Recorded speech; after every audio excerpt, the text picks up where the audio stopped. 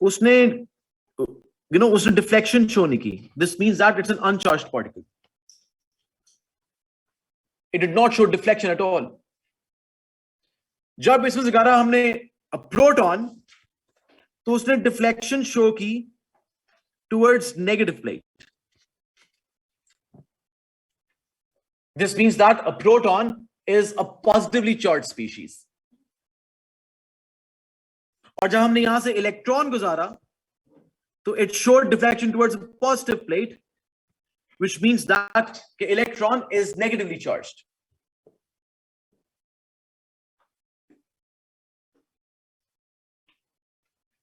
Basically, ये जो deflection है, this deflection,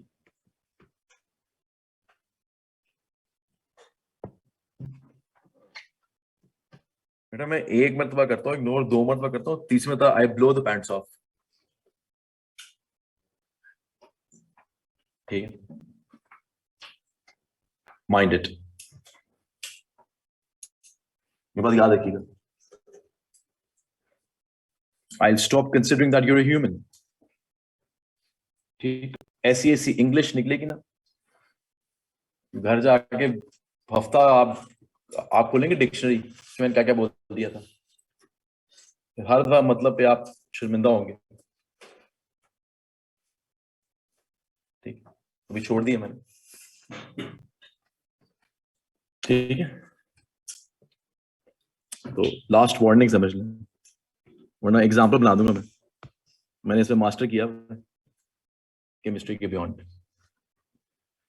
ओके, ये जो डिफ्लेक्शन पैटर्न है बेसिकली ये एक्सप्लेन करते हैं two concepts. One is charges. What's the charge on proton electron, and second mass.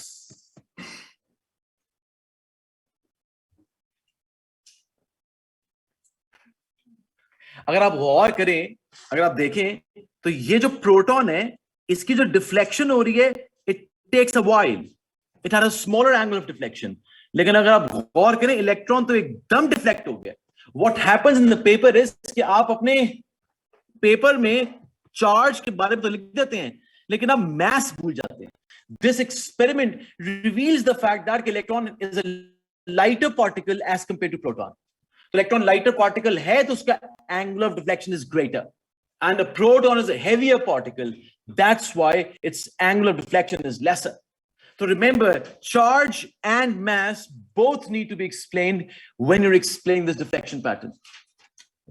तो ये वाले जो हमने, ये जो मैंने यहाँ पे क्लाउड बनाया है बेसिकली, राइट, ये वाला जो क्लाउड है बेसिकली, ये वाला cloud is actually a result of this whole experiment.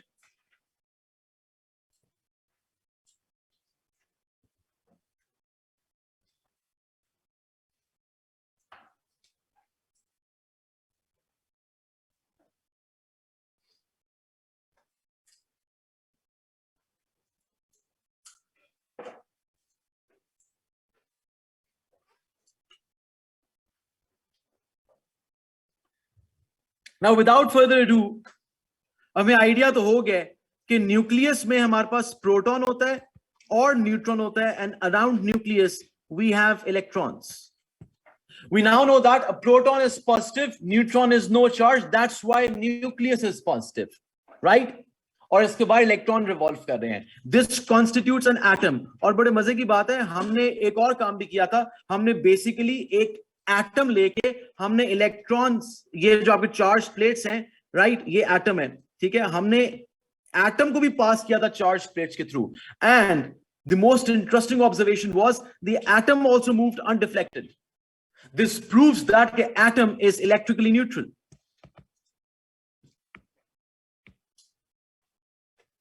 अब एटम इलेक्ट्रिकली न्यूट्रल फिर होगा किस तरह? इसका मतलब है कि जितने प्रोटॉन्स होंगे बाहर उतने इलेक्ट्रॉन भी होने चाहिए. So remember, why atom is electrically neutral? Why? Because number of protons are equal to number of electrons. जितने प्रोटॉन है उतने इलेक्ट्रॉन्स होंगे. अगर न्यूक्लियस में 11 प्रोटॉन्स, तो बाय 11 इलेक्ट्रॉन्स ही होंगे.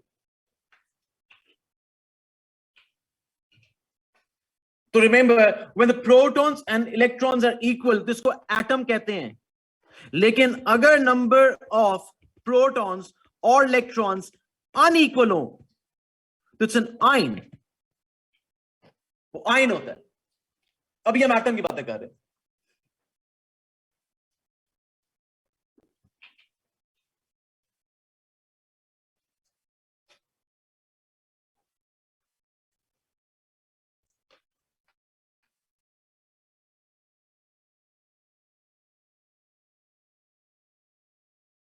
with atom.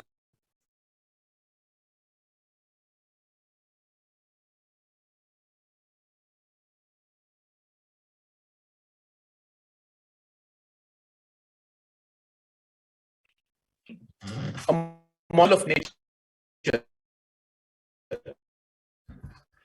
इंसान की जो आप डेवलपमेंट नहीं कर सकता।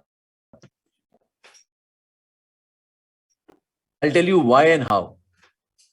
आप खुद सोचें, न्यूक्लियस पॉजिटिव है और न्यूक्लियस एक हेवी स्पीशीज है क्योंकि इसमें प्रोटॉन्स भी न्यूट्रॉन्स भी हैं और बाय इलेक्ट्रॉन है, ठीक है। न्यूक्लियस पॉजिटिव और बाय इलेक्ट्रॉन, और इलेक्ट्रॉन बहुत ही लाइट पार्टिकल है, ऊपर से नेगेटिव है। तो अगर न्यूक्लियस पॉजिटिव है और इलेक्ट्रॉन नेगेटिव है तो इलेक्ट्रॉन जाके इसके अंदर हिट क्यों नहीं कर जाता?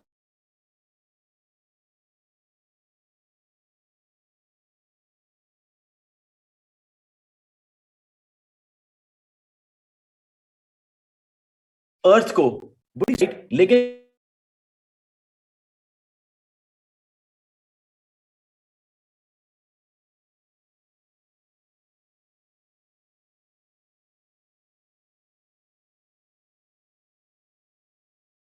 नहीं कर जाता।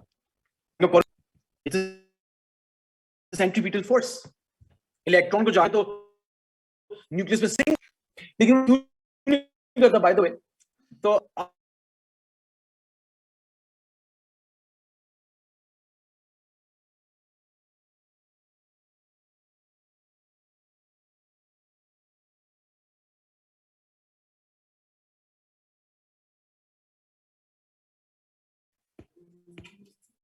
ये हाथ है उसका और फिर ये स्ट्रिंग है और ये बॉल, ठीक है।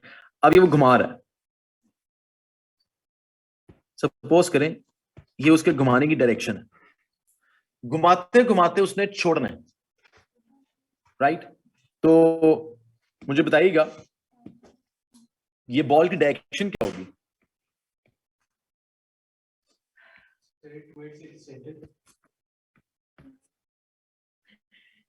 A, B, C, D.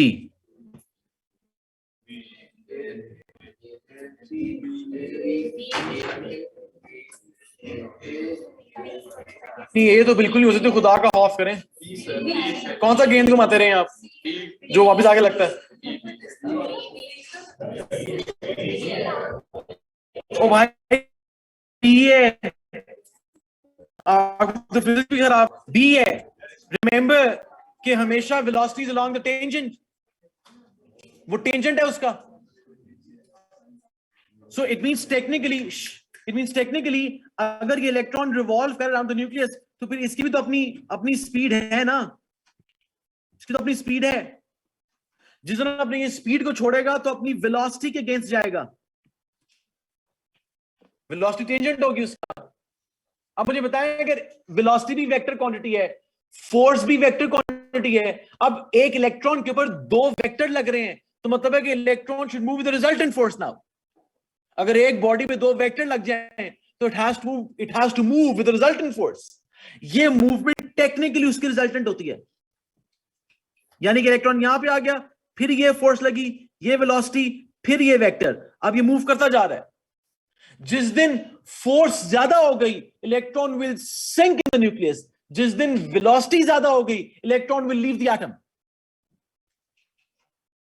Same happens in the space.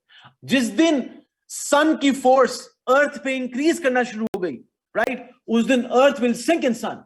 जिस दिन ये फोर्स लेस होना शुरू हो गई उस दिन अर्थ मिल्की वे छोड़ देगा,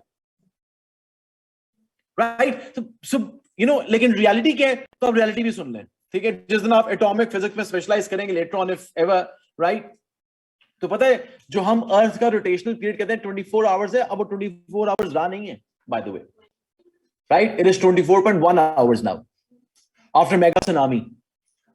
वो अर्थ की प्लेट्स बहुत टिल्ट कर गई हैं, जिस वजह से क्या हुआ है, और फिर उस वजह से सिंस अर्थ अपनी एक्सिस स्लाइटली टिल्ट किया है, तो उसके ऊपर सन की मैग्नेटिक फील्ड स्ट्रांग हो गई है।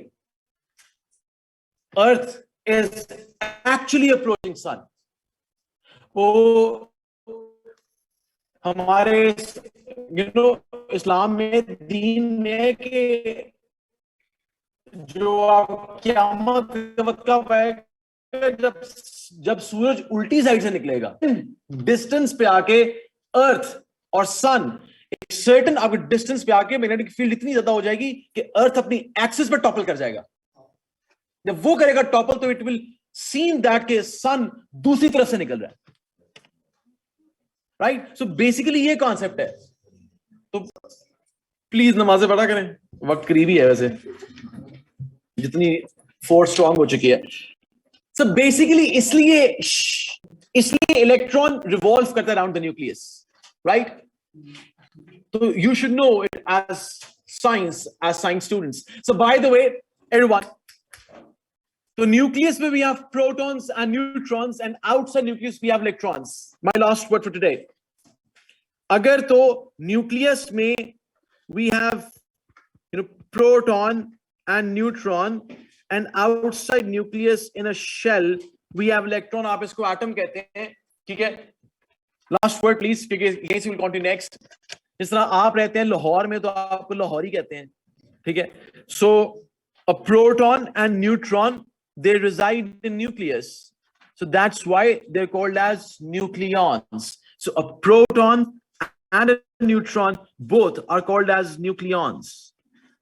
A proton is a nucleon, a neutron is a nucleon, because they're residents of nucleus.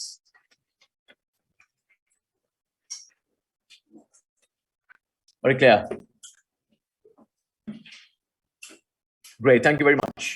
See you tomorrow.